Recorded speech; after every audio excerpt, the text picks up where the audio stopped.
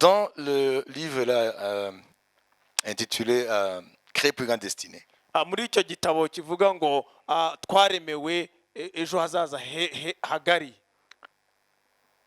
créer pour une grande destinée. cyangwa kuba abantu badasanzwe, twaremewe kuba abantu badasanzwe, We are created for a great destiny. twaremewe In English, kuba abantu badasanzwe, great destiny. Comprenez? kugira ejo hazaza hadasanzwe, Pas des gens minables. atari ukuba gusa abantu bari aho basanzwe. Voilà, donc il y a un passage dans ce livre Rero hari igice muri icyo gitabo qui parle de les ennemis ou des blocages pour notre épanouissement. kivuga ku banzi cyangwa se ibituma tutagera ku cyo twaremewe. Parmi ces obstacles, muri izo nzitizi, ce ne sont pas des obstacles extérieurs. ntabwo ari inzitizi ziri hanze y'umuntu, Ce sont des obstacles intérieurs. ni inzitizi ziba ziri mu muntu imbere. Ce ne sont pas des obstacles exogènes. ntabwo ari inzitizi ziri hanze y'umuntu. Quel est le contraire d'exogène? Endogène. ikinyuranyo kibiri hanze Ça ni veut dire biri que c'est imbere, en nous. ni ukuvuga ngo ni ibiri muri twebwe. Et les psychanalystes rero abo bahanga mu kwiga iby'ubwonko appellent cela le déterminisme et le conditionnement.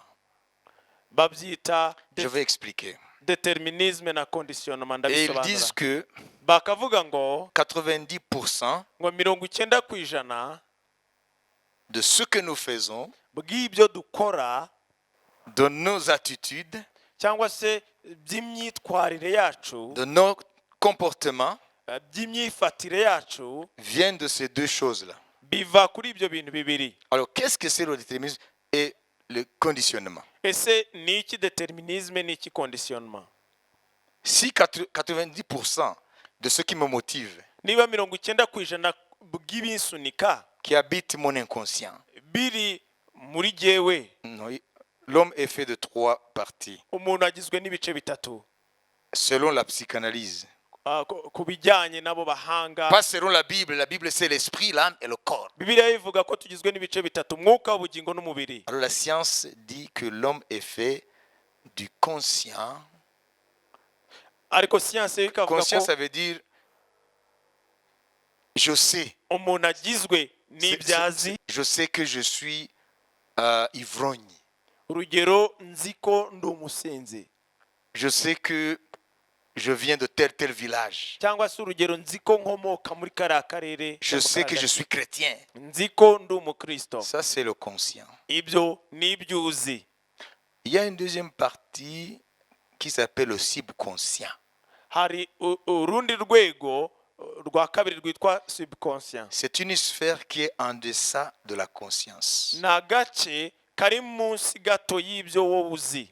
Alors, qu'est-ce que c'est le subconscient? ese noneho subconscient ni iki? Le subconscient, subconscient ce sont des choses pour la plupart qui nous ont affectés dans l'enfance. ni ibintu kenshi byatugizeho, twabayemo tukiri abana, byatugizeho ingaruka tukiri abana.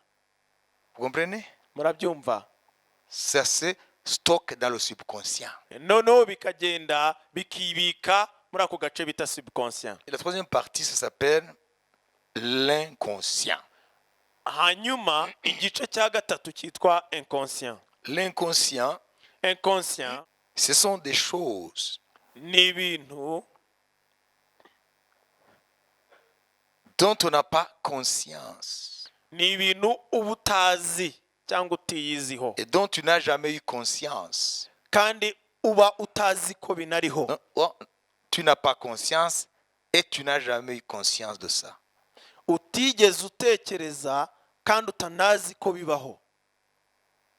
Pourtant, ça gouverne ton attitude et tes actions. nyamara ugasanga nibyo biyoboye imyitwarire yawe n'ibikorwa byawe. Alors, tout ce que nous avons hérité, rero ibyo twarazwe byose, c'est dans le domaine de l'inconscient. biri muri urwo rwego rwa inconscient. C'est ce qu'on appelle le déterminisme. ibyo rero nibyo byiswe determinisme. Et puis, ce que nous avons acquis, hanyuma ibyo Amasubi. twahuye nabyo, voilà, expérience bonne ou mauvaise, byiza se cyangwa se bibi, ça vient et ça se stocke biragenda bikibika ahantu dans notre subconscient. hitwa subconscient. Ça veut dire dans le subconscient, ni ukuvuga ngo muri subconscient ce sont des acquisitions. nibyo twagiye duhura nabyo. Qui dit acquisition? Ibyo twahuye nabyo bishatse kuvuga L'environnement. ni ukuvuga ngo ni ibidukikije. Ça veut dire ni ukuvuga ngo les conditionnements ah, nous viennent des stimuli que nous rencontrons dans notre environnement. ni ukuvuga ngo Stimulus, c'est le singulier, stimuli, c'est le pluriel. biba bituruka. Ça veut dire que si je vis dans un pays où il y a trop d'ivrogne, urugero niba mba mu gihugu kirimo abasinzi benshi, j'ai plus de malchance d'être ivrogne. haba hari amahirwe menshi ko nanjye mpinduka umusinzi cyangwa se ibyago. Ni ibyago. C'est pourquoi je dis la malchance. niyo mpamvu navuze ibyago. Vous comprenez? Murabyumva? Donc l'environnement rero ibidukikije nous affecte à 60%. bitugiraho ingaruka kuri 60%. Et les 40%, c'est l'inné. hanyuma 40% nibiba biturimo. Inné. Nibyo tu- Hérédité. nibyo twarazwe, nibyo tuvukana. Est-ce que c'est intéressant? Ese ibyo birabanejeje kubyumva? Qui dit oui? Ni bande bavuze yego? À moins qu'on soit malade. Keretse umuntu arwaye. Parce que ça, tu vis avec ça. kuko ibyo nibyo bikugize Nos bikubamo. colères, imijinya yacu, nos peurs. ubwoba bwacu. Vous comprenez? Murabyumva? Hein? Nos émotions. Ce Amarangamutima qui touche yacu, nos émotions. ibikora ku marangamutima Qui nous yacu pousse à agir. bituma dukora iki cyangwa iki, Ça a deux sources. biva mu masoko abiri. Ou bien ce sont des conditionnements. Urugero, dufite ikiba cyabiduteye, Ça veut dire qui émanent de notre environnement immédiat. ni ukuvuga ngo biba bituruka mu bidukikije uwo mwanya, Qui nous ont affectés. cyangwa se ibyo twanyuzemo Positivement, mu négativement. buryo bwiza cyangwa se bubi. Ça, on parle de stimuli. Ibyo ni ibintu. Ça veut dire un environnement où il y a beaucoup d'ivrogne. Le stimulus dans l'environnement, c'est l'alcool. ni ukuvuga ngo urugero, ahantu hari abasinzi benshi, ikibibatera muri ubwo businzi ni inzoga. Ikibatera gusinda ni inzoga. Est-ce que vous comprenez? Murabyumva? Notre environnement est plein de stimuli. ni ukuvuga ngo ibidukikije bifite Il y a beaucoup de stimuli. bifite. Quand c'est un objet, c'est un stimulus. Quand c'est beaucoup, c'est stimuli. C'est du latin. Ni ijambo ry'ikilatini rivuga ibidusunika. Lorsqu'il y a beaucoup de cabarets, Urugero, iyo ahantu hari utubari twinshi, beaucoup à chaque coin de rue, utubari muri buri muhanda, il y a plus de malchance haba hari ibyago que la jeunesse ko urubyiruko rw'aho hantu soit alcoolique. bahinduka abasinzi. Même s'ils n'ont pas été, ils n'ont pas eu quoi? Le déterminisme alcoolique. Nubwo baba badafite, Même s'ils n'ont pas dans leur lignée d'ascendance des alcools, nubwo baba des badafite alcooliques. mu muryango wabo abantu banyweye inzoga cyangwa b'abasinzi. Vous comprenez? Murabyumva? Qui a compris? Ninde wabyumvise? C'est très important. Ni iby'ingenzi cyane. Un autre exemple pour vous montrer la pertinence de ce que je dis. Urundi rugero kugira ngo mbere ku buremere bw'ibyo ndi kuvuga. Vous savez pourquoi nous sommes dans l'Armageddon et nous sommes maintenant dans la psychanalyse? C'est parce que toutes les sciences sont connexes. Twari turi kuvuga ku bya Armageddon, none turi kuvuga ku bwenge bw'ubwonko. Kubera iki? Parce que toutes les sciences sont connexes. Kuko siyanse zose zifite aho zihurira. Vous comprenez? Murabyumva? C'est pourquoi on dit qu'il faut que vous ayez ce qu'on appelle la connaissance générale. Niyo mpamvu bavuga yuko ukwiye kugira ubumenyi rusange. Il ne faut pas seulement connaître ta roue. Ntabwo gusa ukwiye kumenya isuka yawe. Il faut connaître aussi le bâton du berger. Ukwiye no kumenya inkoni y'umushumba. Vous avez compris? Murabyumva? Parce que kuko quand il n'y aura plus de troupeaux, igihe hazaba nta mashyo ahari, au moins tu vas cueillir les bananes. byibuze uzabasha gusarura imineke. Continuons. Reka dukomeze. Donc, un exemple, et puis je vais terminer. Je reviens dans notre fameuse guerre d'Armageddon. Urugero rumwe hanyuma soze tugaruke ku ntambara ya Armagedoni.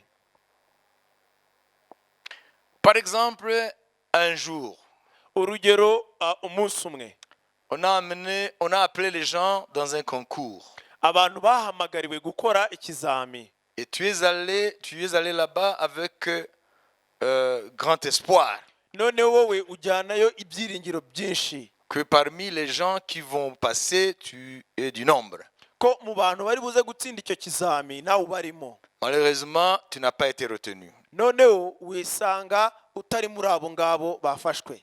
Est-ce que tu vas sortir de là et aller danser? Ese uzava aho ngaho ugende wibyinire? Tu vas passer un mauvais quart d'heure. Uzamara igihe runaka aho uzumva uguwe nabi. Même si tu vas sortir de là Nubwo wasohoka muri icyo kibazo, et tu vas passer à autre chose, noneho ukigira mu bindi, ce n'est pas fini. ntabwo biba byarangiye. Seulement c'est passé. Gusa byahise C'est byatambutse passé du conscient au subconscient. muri Il y a eu un déménagement. byavuye muri cya gice cya conscient bijya muri subconscient, byimukiye muri icyo Et cyumba. puisque maintenant c'est en deçà du conscient, Kandi noneho kuko biri muri icyo cyumba cya en subconscient, deçà. hasi y'icyo C'est cyumba, comme des couches superposées. ni ukuvuga ngo ni nk'inzego zigerekeranye. Voilà. Vous comprenez? Murabyumva? Maintenant je suis bien. Bon, ok, j'ai échoué, c'est pas la fin du monde. Ukavuga ngo noneho ndumva nta kibazo, nubwo natsinzwe ntabwo ari isi yarangiye, Je vais passer à autre chose. noneho ngiye kwigira mu bindi, Ça te semble réussir. bikamera nk'aho wabivuyemo. C'est du passé. Tukavuga ngo byararangiye. Mais attends, Ariko uretse gato, il y a maintenant un autre concours. hari noneho ikindi kizami cyaje. Et tu crois que tu vas y répondre avec le même enthousiasme. Ese wibwira ko uzagikorana, Non, tu vas y répondre. Allez te faire inscrire. Uzajya Allez payer les frais d'inscription. uzajya kwiyandikisha no kwishyura ufite bya byiringiro nk'ibya mbere. Même si tu sens poussé, Nubwo wumva ukwiye kugikora, tu vas traîner les pattes. ariko uzagenda useta ibirenge. Et même quand tu vas faire l'examen, N'igihe uzaba ukora icyo kizami, tu le feras avec des doutes. uzagikorana gushidikanya. Pourquoi? Kubera iki? Parce que Kuko ça va ressurgir du subconscient au conscient. bizongera bive muri cya cyumba cya subconscient bigaruke muri conscient. Voilà comme ça comment notre destinée, on peut louper sa destinée. Uko niko umuntu waremewe. Si on n'est pas délivré des déterminismes et des conditionnements, on peut rater sa destinée. Niba tutabohowe kuri ibyo twize bya determinisme na conditionnement, dushobora kubaho mu buzima tutaremewe kubamo. Parce que tu auras, c'est un exemple typique, Urugero navuze kuri urwo rw'ikizami ni urugero rusanzwe parmi tant d'autres. hamwe mu zindi ngero nyinshi. Ça veut dire quoi? Ni ukuvuga iki? Peut-être que ce concours, Urugero icyo kizami Dieu l'avait prévu. Imana yari Je yateguye, dis le second là. icyo kizami cya kabiri Imana yari yateguye Que ce sera ta porte ko aba ari wo muryango wawe pour entrer dans ta bénédiction. kugira ngo winjire mu mugisha wawe, Et que c'est Dieu qui l'avait prévu. kandi akaba ari Imana yari yabiteguye Ça fait gutyo. partie des maillons de la chaîne de ta destinée. Bikaba biri mu ruhererekanye rw'imigisha wari ukwiye kuzabamo. Mais parce que tu as des conditionnements, Ariko kuko ufite ibyakwibitsemo, alors à ce moment-là, ces conditionnements vont agir contre ta réussite. ugasanga birwanyije intsinzi yari yawe. Qui a compris? Ninde wabyumvise? Raison de plus Ni nayo mpamvu kandi de donner raison à Socrate, dukwiye le sage Socrate, kuvuga ko le umunyabwenge philosophe grec uriya mufilozofe w'umugiriki de Socrate l'Antiquité, wa kera avant Jésus. wa mbere ya Yesu Il a dit ceci: yaravuze ngo connais-toi toi-même. wimenye ubwawe. C'est une sagesse ancienne. ni ubwenge bwa kera. Pourquoi mes peurs? Kuki ubwoba bwanjye? Pourquoi j'ai peur? Kuki numva mfite ubwoba? Ah, soit c'est dans le déterminisme, Urugero bishobora kuba biri l'hérédité, mu byo warazwe, la peur habite tes ascendants, ugasanga ubwoba buri mu bakomoka mu muryango wanyu bose, dans les gènes qui t'ont légué, biri mu bigize ibikugize mu maraso yawe, ou bien c'est une expérience passée cyangwa se ugasanga ni ibintu waciyemo mu buzima qui se sont stockés dans le subconscient. byibitse muri kiriya cyumba cya subconscient. Et tu commences à lutter contre des forces que tu ne connais pas. Noneho ugatangira kurwana n'imbaraga wowe utazi, Parce que Satan tient ta vie parce qu'il loge sa puissance dans les déterminismes et dans les conditionnements. ugasanga satani yafashe ubuzima bwawe kuko yafashe ibyo byumba bimwe by'ibyo warazwe n'ibindi by'ibyo waciyemo. Voilà pourquoi Dieu dit toujours à ses serviteurs, Niyo mpamvu Imana ibwira abakozi bayo, que ce soit les Gédéons ou les autres, yaba ba Gideyoni n'abandi, ceux qui sont, il dit, ne crains point. yaravugaga ngo Non, ntutinye. il le dit même aujourd'hui. N'ubu iracyabivuga ngo Il- ntutinye. Il y a autant de je ne crains point qu'il y a autant de jours de l'année. Inshuro Bibiliya ivuga ngo ntutinye zingana n'iminsi igize umwaka. Ça veut dire chaque jour, Dieu te dit, ne crains point. Ni ukuvuga ngo buri munsi Imana irakubwira ngo ntutinye. Et après, il ajoute, Hanyuma nyuma ikongeraho prends courage. ngo komera. Pourquoi est-ce que Dieu dit ça? Kuki Imana ivuga ayo magambo? Il est en train de parler Ibirimo iravuga à nos déterminismes kuri biriya nyine twarazwe et nos conditionnements. ndetse n'ibyo twaciyemo. Qui a compris? Ninde wabyumvise? Au moins, si tu étais triste à cause d'Armageddon, Byibuze niba wari ufite ubwoba kubera Armagedone, maintenant, sois dans la joie noneho nezerwa parce que tu as la clé kuko ufite urufunguzo pour sortir rwo gusohoka de tes échecs. mu byo watsinzwemo byose. Qui a compris? Ninde wabyumvise? Voilà, c'est dans le livre. Ça, c'est dans ce livre. Biri muri iki gitabo Là, il y a beaucoup de choses. harimo ibintu byinshi cyane. Personnellement, ça peut t'aider Mu buryo bw'umwihariko bishobora kugufasha ku giti cyawe, et aider aussi ta famille et les autres. kandi bikaba byafasha n'umuryango wawe n'abandi. Et puis, ça t'aide aussi à ne pas aller de délivrance en délivrance bêtement.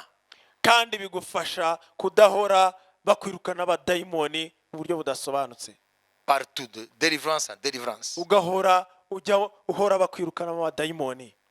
Prière sur prière, imposition de main sur imposition de main. Isengesho ku rindi, kurambikaho ibiganza ku kurambikaho Et ibiganza, rien ne bouge en toi. kandi ugasanga nta kintu gihinduka muri wowe. Parce que la prière, Kuko isengesho ce n'est pas ntabwo un remède pour toutes les maladies. ari umuti w'indwara zose.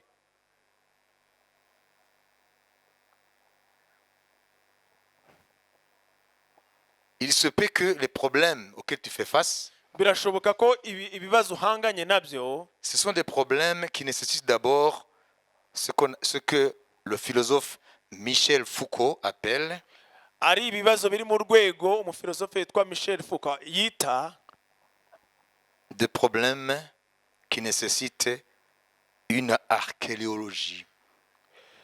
ni ibibazo bisaba ko L'archéologie. habaho gucukumburwa mu mateka yawe, Parce qu'en philosophie aussi, il y a l'archéologie. kuko no mu bwenge no muri siyanse y'ibitekerezo harimo kujya gucukumbura mu Ça veut mateka dire y'umuntu. le pasteur ne doit pas te dire, pas 3 jours de jeûne. Ni ukuvuga ngo pastor umushumba ntabwo akwiye kukubwira ngo iminsi 3 yo C'est ça kwirira. le problème des gens qui ne connaissent pas. Ils doivent lire ça. Tous ces gens qui pratiquent les délivrances, tous azimuts. Abo bantu bose bahora birukana abadayimoni batitaye bakwiye gusoma kino gitabo, Parce que chaque problème, kuko buri kibazo 3 jours de jeûne, iminsi 3 yo kwiyiriza, après tu reviens. hanyuma uzagaruke Au nom de Jésus, mu izina rya Yesu. je lis, je délie. Ndaboshye ndabohoye. Et un autre, Hanyuma undi yaza 7 jours de jeûne. iminsi 7 yo kwiyiriza, Et tu reviens. naho ntugaruke Au nom de Jésus, mu izina rya Yesu. je lis, je délie. Ndabohora. Rien ne se passe. Nta kintu kiba. Qui comprend ce que je dis? Ninde wumva ibyo nshaka kuvuga? Avant de faire cela, Mbere yo gukora ibyo, l'homme de Dieu umukozi w'imana Voilà. L'homme de Dieu, umukozi w'imana il doit d'abord avoir akwiye kuba afite la connaissance ubumenyi de ce qui se passe bw'ibiba à l'intérieur. mu muntu imbere. Peut-être que ces problèmes que mon frère, ma soeur rencontrent, wenda ibyo bibazo mushiki wanjye mwene data ahura nabyo ce ne sont pas des démons. ntabwo ari abadayimoni, Ce sont des expériences qui sont dans le subconscient. ni ibintu byamubayeho biri muri cya cyumba cya Ou subconscient, peut-être ce sont des choses innées, cyangwa se ni ibintu bimurimo transmises par les ascendants. yarazwe n'ababyeyi be. Il faut l'aider Rero ukwiye kumufasha pour que ce soit décelé. kugira ngo abashe kuva muri icyo kibazo, Ça soit décelé, ça soit manifesté, révélé. ibyo bintu bigaragare. Et après, il faut aller, comme Michel Foucault, le philosophe, le dit, par processus archéologique. Hanyuma ugaca muri ibyo Michel Foucault yavuze L'archéologique. byo gucukumbura Voilà, jusqu'à la racine des problèmes. kugeza aho ugereye ku muzi w'ikibazo. Et à ce moment-là, on va prier intelligemment. Aho ngaho niho noneho umuntu ashobora gusenga mu bwenge. Et on va faire quoi? Noneho ni iki kizakorwa? Celui qui prie. Usenga, Au Canada, on l'appelle le prieur. Canada bamwita Parce qu'ils ont le français là, Québec et tout. ni- Montréal, Québec. ni- Le prieur. twabyita nk'umusenzi ariko ni igifaransa kidasanzwe. Voilà. Donc, là, tu ne vas pas prier en tâtonnant. Ni ukuvuga ngo aho ngaho ntabwo uzasenga ushakisha, Tu vas savoir uzamenya neza ko si c'est une question de lier ari ikibazo cyo kuboha ou de délier. cyangwa cyo kubohora, Mais tu ne veux pas le faire en même temps. ariko ntabwo uzaho kubikorera icyarimwe. Je lis, je délie. Ndaboshye ndabohoye, Tu vas faire plus de dégâts que de bien. uzateza ibibazo kurusha. Moi, je m'adresse à ces hommes de Dieu. Ndi kubwira bano bakozi b'Imana Qu'ils doivent lire ce livre plus que les autres. ko bakwiye gusoma kino gitabo kurusha abandi. Mumbabarire, Tous les livres, ils doivent les lire. ibitabo byose bakwiye kubisoma. Mais dans le domaine de la délivrance Ariko- et de la guérison intérieure qu'on appelle cure d'âme, mu bijyanye no gusengera abantu kubohoka, et la délivrance cure d'âme, kubohoka umuntu imbere, et l'écoute empathique, empathie. na counseling no kumva umuntu, kumutega amatwi, Tout est dedans là-bas. byose bikubiye muri iki gitabo. Vous avez compris? Murabyumva neza? Ça peut même aider nos hommes de santé là d'Indera. Bishobora no gufasha bariya abantu bakorera muri biriya bitabo bya Ndera. Ça peut les aider. Bishobora, iki gitabo gishobora Parce que eux, kubafasha. s'ils sont des psychologues, ils ont eu ce cursus, mais là, il y a quelque chose qu'ils n'ont pas eu à l'université, parce qu'il y a la dimension spirituelle. Kuko bo babyize mu ishuri bafite ubwo bumenyi, ariko hari ikintu badafite kuko bifite urundi rwego rwo mu mwuka. Donc ici, c'est la combinaison de la science en tant que science, mais aussi de la révélation de la parole de Dieu. Iki gitabo rero ni uruhurirane rwa siyanse n'ihishurirwa ry'ijambo ry'Imana. Vous comprenez? Murabyumva? Et c'est ça qui a fait en fait la singularité de ma thèse. Kandi iki nicyo Je kigize, ne me vante pas, c'est parce que c'est dans le contexte. nicyo kigize ibyo La nanditse, singularité. umwihariko w'ibyo nanditse mu gitabo. Parce que le thème que j'ai traité dans la thèse, c'est dans le domaine de la missiologie. Icyo gitabo yaracyanditse cyararangiye, ni igitabo kivuga ku bijyanye no kujya kuvuga ubutumwa cyangwa se Ok, je vais expliquer ça. ibyo ndagerageza Ça veut dire kubisobanura. la missiologie, Ni ukuvuga ngo iryo jambo misiyoloji c'est un nouveau domaine dans les universités théologiques. ni ikintu gishya muri C'est une nouvelle discipline. ni ikintu gishya, ni isomo rishya mu Ce n'est pas seulement évangéliser, non. ntabwo ari ukujya kuvuga ubutumwa gusa. Ça veut dire la missiologie, Ni ukuvuga ngo misiyoloji jusqu'aujourd'hui, kugeza uyu munsi dans le monde entier, mu isi yose, dans tous les instituts théologiques, mu mashuri yose ya Bibiliya, il n'y a pas de chair pour ces disciplines. muri kaminuza zose za Bibiliya, iryo somo rya misiyoloji usanga ari rishya mumbabarire. Ça veut dire il y a la christologie, Ni ukuvuga ngo urugero hari isomo rya kristoloji discipline sur l'esprit, la pneumatologie, cyangwa se ibijyanye n'umwuka wera ryitwa pneumatoloji, l'évangélisation, kuvuga ubutumwa bwiza. différentes disciplines de Ni théologie. ukuvuga ngo hari amasomo menshi muri universite za teolojiya. Vous comprenez? Murabyumva? Mais la missiologie, Ariko iryo somo rya misiyoloji c'est tout à fait nouveau. ni rishya rwose. Pourquoi? Kubera iki? Parce que Kuko beaucoup d'érudits ne se sont pas aventurés dans ce domaine. abanyabwenge benshi ntabwo bagiye barishyiraho imbaraga, Parce que ça englobe kuko ni uruhurirane de beaucoup de disciplines. ruhuje andi masomo menshi. Donc la missiologie est à l'intersection de l'économie, de la sociologie, comprenez? Ni ukuvuga ngo De la psychologie, misiyoloji iryo somo usanga de la politique, ari uruhurirane rwa politike, rw'ubukungu, de l'évangélisation. kuvuga ubutumwa bwiza. Comprenez? Murabyumva? Donc c'est un ensemble. Ça touche presque toutes les disciplines. Rero ni isomo ry'uruhurirane rihuriyeho n'andi masomo menshi. Donc c'est pas facile de s'y aventurer. Rero ntabwo byoroshye ko umuntu aryishoramo. Voilà pourquoi les directeurs de la thèse eux-mêmes disaient que en corrigeant, ils apprenaient. Niyo mpamvu abayoboye igitabo nanditse bavuze ko ubwabo bari barimo bariga igihe bagikosoraga.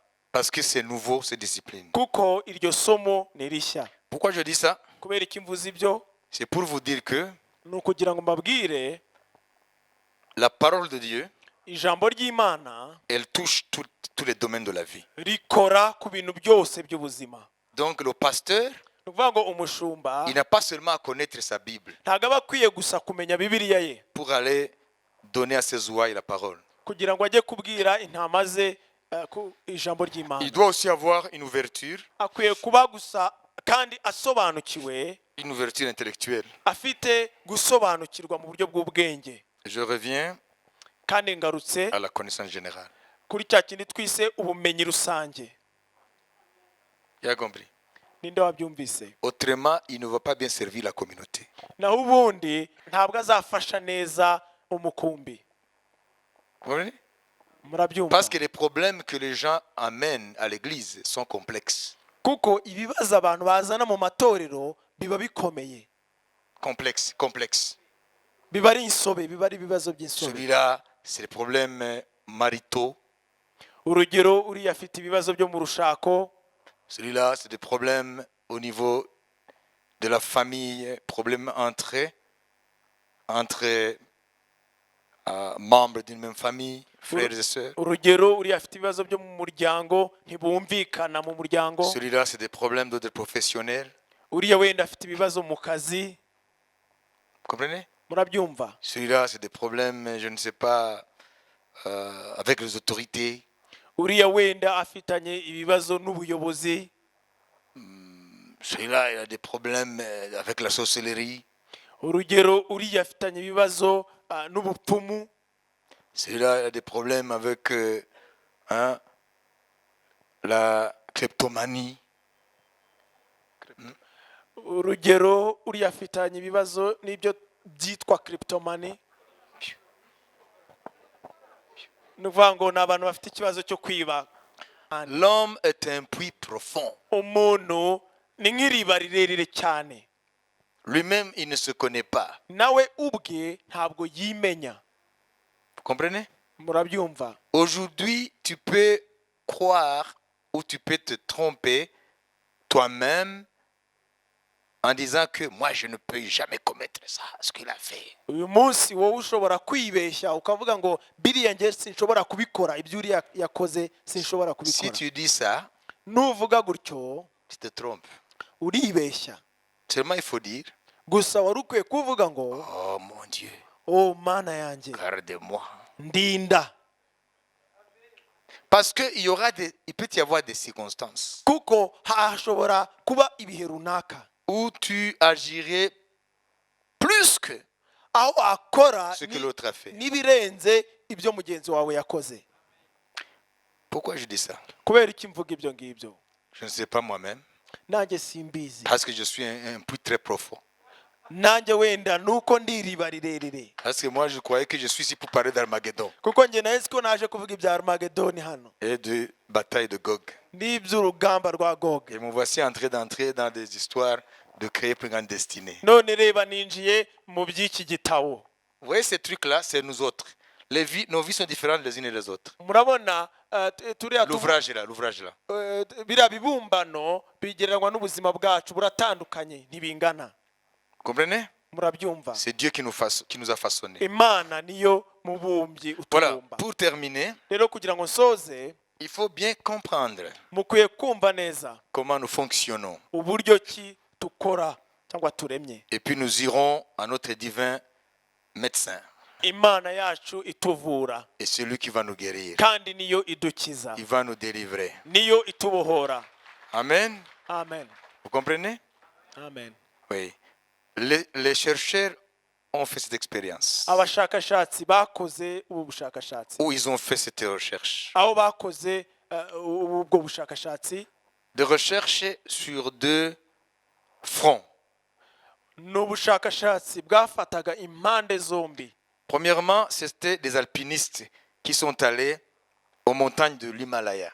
Uruhande C'est en rwa Asie. mbere ni bari abantu burira imisozi ya Himalaya muri Aziya. Est-ce que vous connaissez le sommet le plus haut du monde? Ese muzi agasongero kasumba kandi ku isi? C'est le pic Everest. Kitwa Everest, n'umusozi wa Parce que Everest. Himalaya, c'est l'ensemble de 10 montagnes. Kuko Himalaya ni uruhererekane rw'imisozi. 10 montagnes. Imisozi 10. C'est pourquoi on appelle chaîne de montagnes.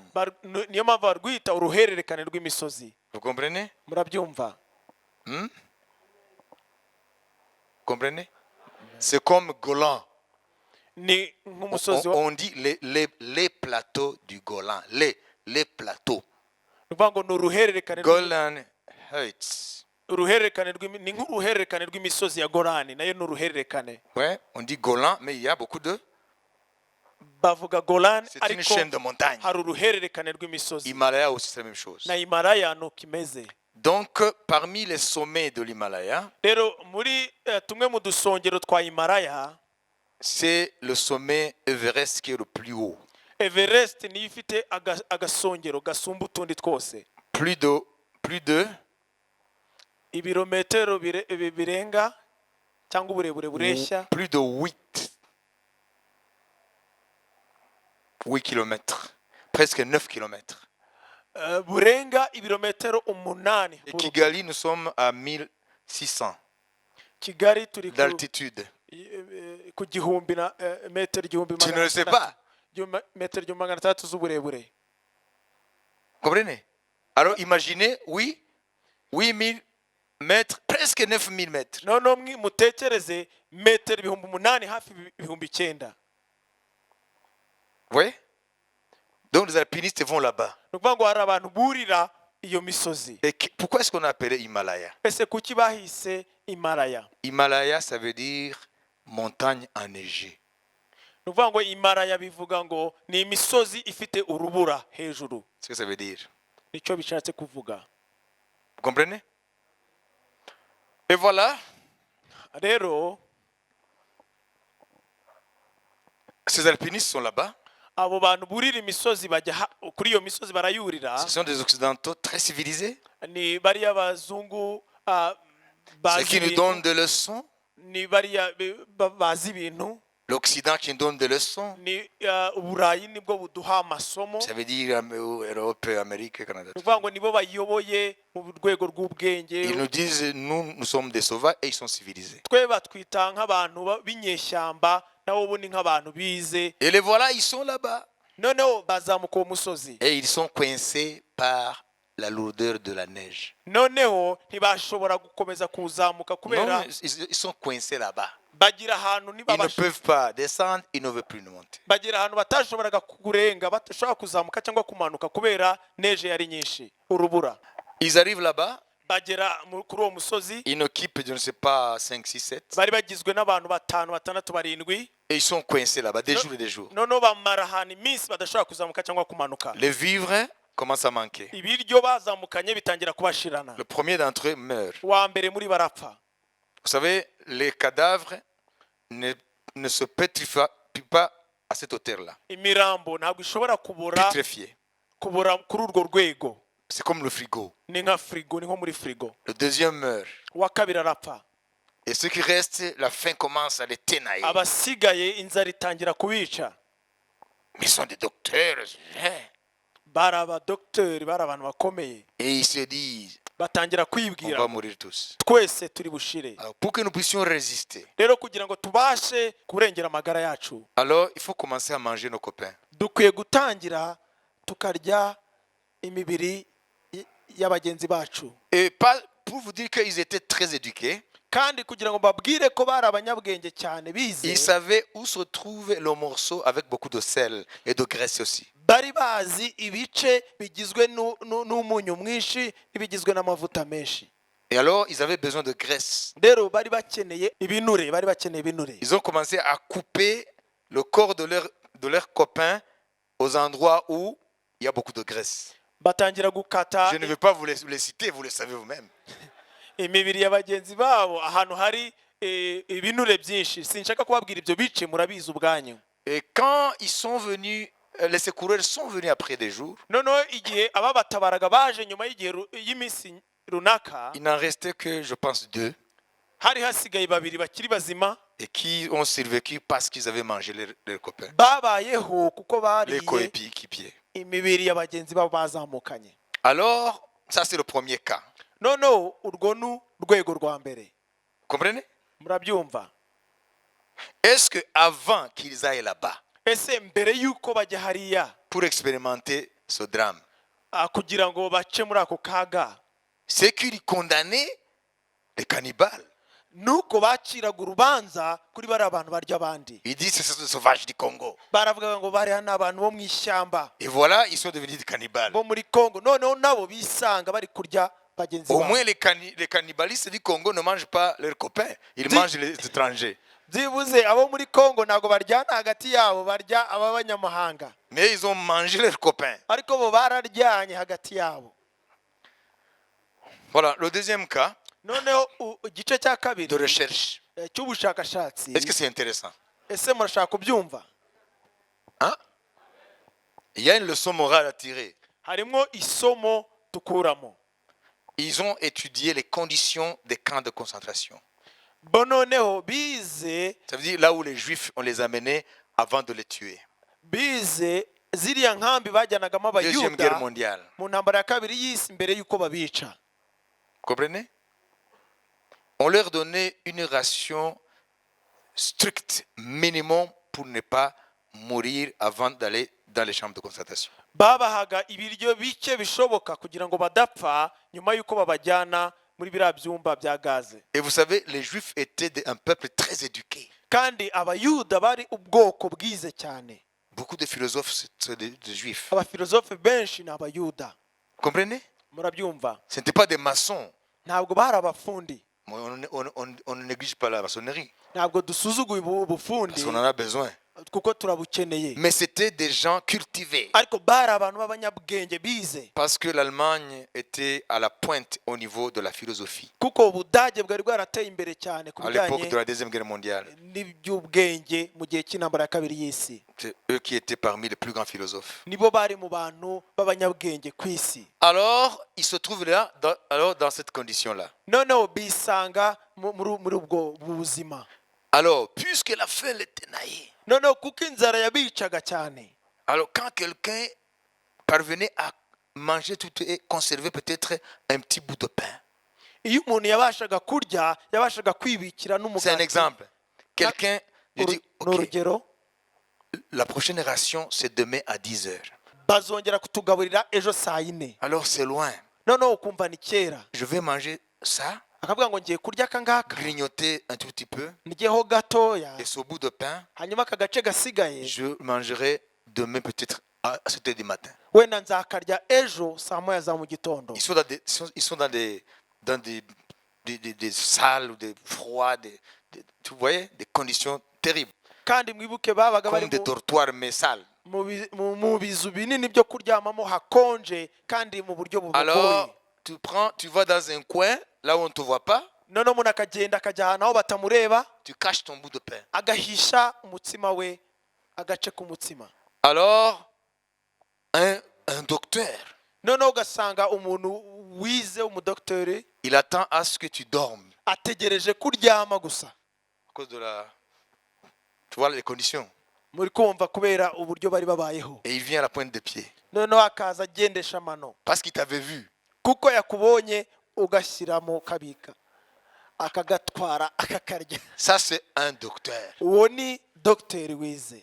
Et la conclusion de ces chercheurs, rero umwanzuro wabo bashakashatsi toute notre civilisation, ngo iterambere ryose twageraho, nous qui nous disons civilisés, twe twibwira ko twateye ce sont imbere, les Africains qu'il faut civiliser, sont encore sauvages. twavugaga ngo abanyafurika nibo bakeneye, Pas moi, non, je dis ces gens-là. bo bavugaga ko abanyafurika aribo bakeneye iterambere. La recherche a conclu ubushakashatsi bwatanze umwanzuro ko que toute notre grande civilisation, ça veut dire les Occidentaux, ko iterambere ryose ni ukuvuga abanyaburayi c'est du vernis, c'est du maquillage. ni ibintu gusa biri hejuru biri aho, Mais le fond indiba yabyo, le fond de chaque homme, indiba ya buri kiremwa muntu wese cyose, quel que soit son degré de culture, aho ibyo waba warize byose, le fond est le même, indiba ni imwe, ce sont des instincts sauvages.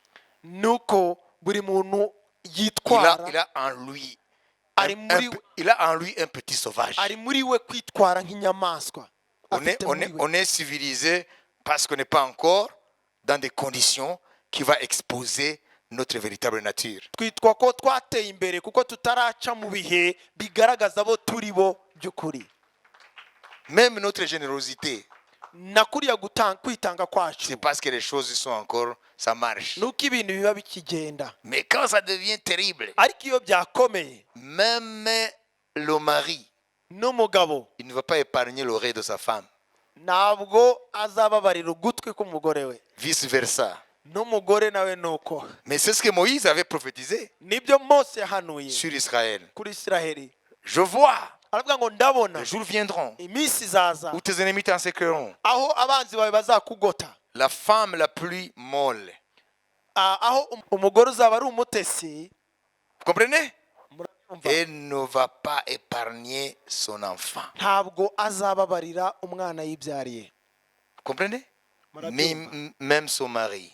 Et le mari ne va pas épargner sa femme. n'umugabo nawe ntazababarira umugore we. Pourquoi cela? kubera iki ibyo ngibyo? C'est qu'au-delà de nos apparences, nuko hirya y'ibyo tubona nos manières, n'uburyo bwo kubaho kwacu, il y a un fond sauvage. hari indiba yo kwitwara kinyamaswa. Donc il y a des conditions où la sauvagerie prend le dessus. nuvuga ngo hari ibihe ducamo aho ubunyamaswa butangira kuba ari bwo Ça, c'était la conclusion de ces chercheurs. butuyobora. uwo ni wo wabaye umwanzuro w'abo bashakashatsi. Ça conclut quoi? bishatse kuvuga iki? La vérité ukuri ou la véracité sur les déterminismes et les conditionnements. bigaragaza ukuri kwa biriya bintu twize bya mbere, ibyo twarazwe n'ibyo ducamo. Je ferme la parenthèse. nsoreje aho kuri ku bijyanye n'ibyo. ese ibyo bishobora kubafasha? Allez maintenant ruminer ce que vous avez appris. noneho mugende muze ibyo mwakiriye uyu munsi. Connais-toi toi-même, dit Socrate. buri muntu yimenye, niko Socrate yavuze. Connais-toi toi-même, dit Socrate. buri muntu yimenye ubwe, niko Socrate yavuze. C'est là où tu sauras aho niho uzamenya combien de chats et de chats et de léopards courent en toi niho uzabasha kumenya injangwe n'ingwe ziruka muri wowe, et comment les attraper n'uburyo ukwiye kuzifata et s'en débarrasser. ukazikuramo. Ah, tu as compris? noneho wasobanukiwe. Umenye ngo ibintu byose bikubuza kuba iki gukora iki byiza bikurimo, bishakishe muri bintu bibi. ibintu warazwe cyangwa ibintu wahuye nabyo, hanyuma urebe ukuntu ubohoka muri ibyo. Kubera yuko nabahaye ingero nyinshi, utinye ikintu kuko muri subconscient wigeze guhura n'iki kindi, bigaguca intege yo kugira ngo ugire boldness yo gusingira iby'Imana yaguhamagariye, yakuremeye, kuko experience passée iragutinyisha indi nshya. Murabyumva? Kuko umuntu ntabwo atinyisha, abatinya voilà, c'est dans le subconscient. Ubwoba, kubera ko mfite ubwoba, kubera ko numva ko ntashobora kuresisa kuri biriya, kubera ko numva yuko jewe ntashobora kuba kiriya kintu cyiza.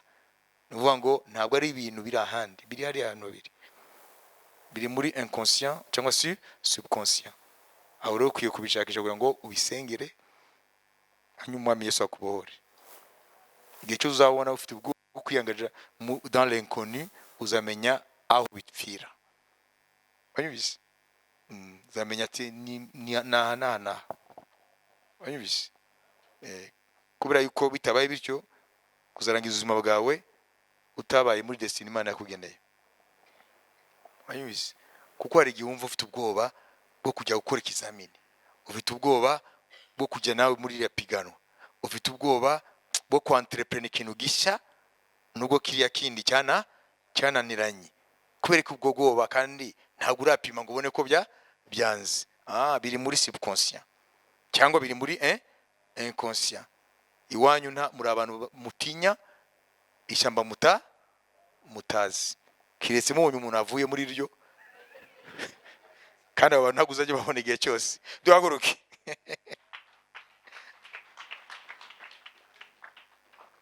Turacyafite byinshi byo kwigerega, amadomene menshi. Imana ihabwa icyubahiro. Ubu nubwo Umwami wacu Yesu Kristo n'urukundo rw'Imana no gusaba n'Umwuka Wera bijyana twese. Amen. Shalom shalom.